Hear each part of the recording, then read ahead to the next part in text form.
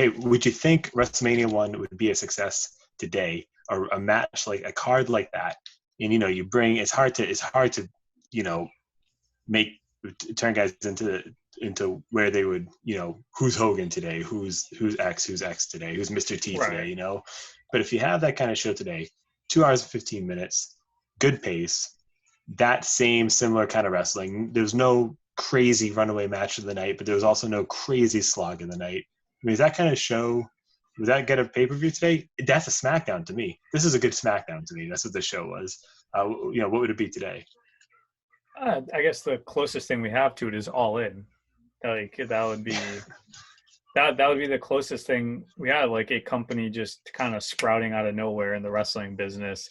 I don't think there were any celebrities at All In off the top of my head. Maybe there was, but I mean, but even still, like, are you a wrestling fan without the WWE to even create All In? Mm-hmm. So I don't know. I don't know if this card would make it, but it's hard to think of who would be today's equivalent. It'd be really difficult. Like if we're talking, this is crazy to even think about, but if we're talking today, if WrestleMania 1 were to happen today on Sunday, that means The Rock never wrestled. He would probably be your Mr. T because The Rock's freaking gigantic around the world. So who knows? But at the end, I think everything just still stems from this, the type of wrestling that we get today. Who won WrestleMania in your opinion, and who lost WrestleMania? Who was the greatest single performer, and who was the worst single performer? I know what mine are, but I want to hear yours first. So greatest performer, I have a tie between Sheik and Piper. I thought they were both like through the roof fantastic in terms of character, microphone skill, how they just carried themselves in the ring. They were, in my opinion, the two most captivating guys in the ring, with Hogan just slightly underneath those guys. Biggest disappointment, like I said, I think it's biggest disappointment was Steamboat, but not a failure. I just expected more personally.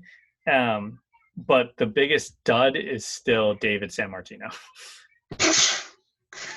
R.I.P. David Sammartino. Probably, Yeah. I have no idea what his life status is. The biggest winner for me is a runaway. It's Mean Gene Okerlund.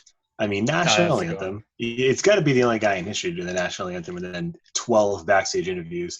Me and you have talked about this before. Mean Gene runs through the stories with people backstage. It's a part of the show. They're not just spouting off words on a script. He's interacting with the wrestlers, giving them an opportunity to use He's trying to take the money in the middle of the promo.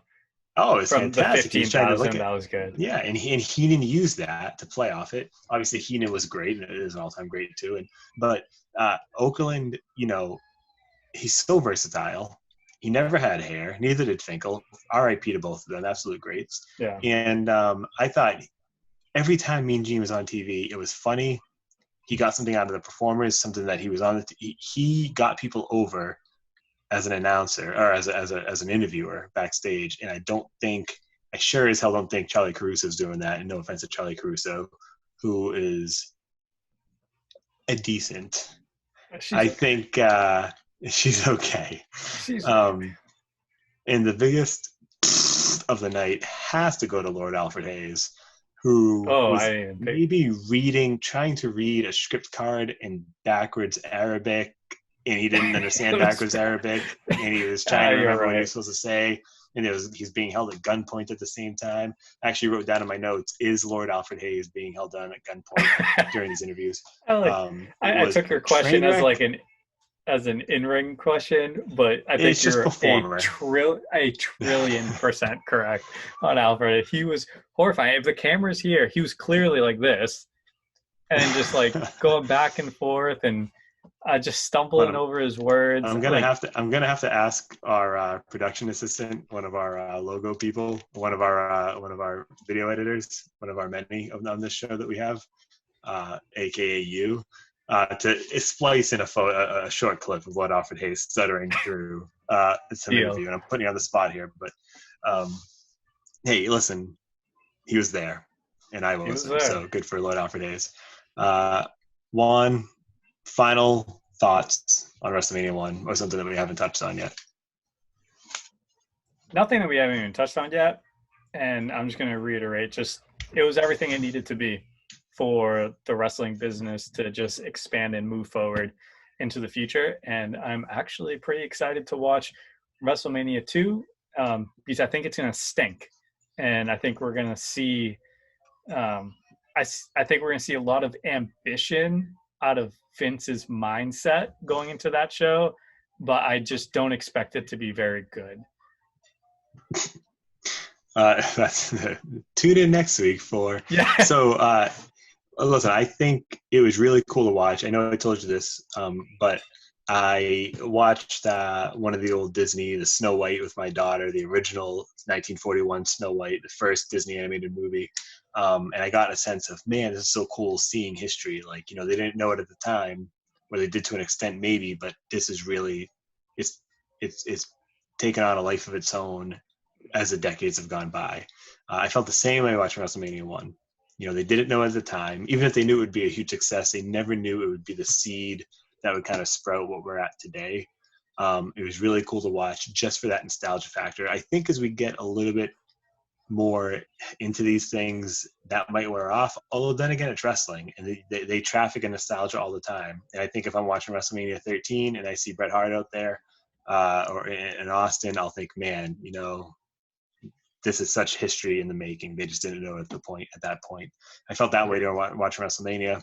Very cool to watch. The pace was much better than I thought. The production was much worse than I thought, even for 1985. But I was happy to watch it, and I'm happy to finally check that off my list. I haven't done it yet, and it only took a global pandemic for me to do it as a huge wrestling fan.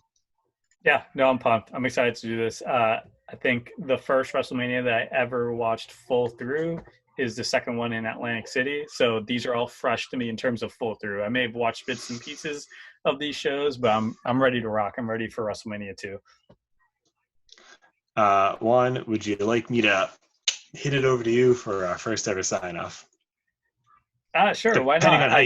Depending on how you edit these videos, it might be our second ever sign off. That's very true. If our news hits first, but over to you. So this far into the video, thank you anybody who's even in here right now. We're going to give you guys just our reviews over all these WrestleManias from back to number 1, which is this video, onto the most current. And if you're a wrestling fan, I hope you enjoy it. And if you want anything in particular, drop it in the comments. If you dislike this video, that's totally cool. We'll take it. And if you like this video, even better, we'll take the impressions no matter what. Always remember to smash that subscribe button, like, share, comment with any other wrestling fan that you have in your life. Hopefully it's many, probably not.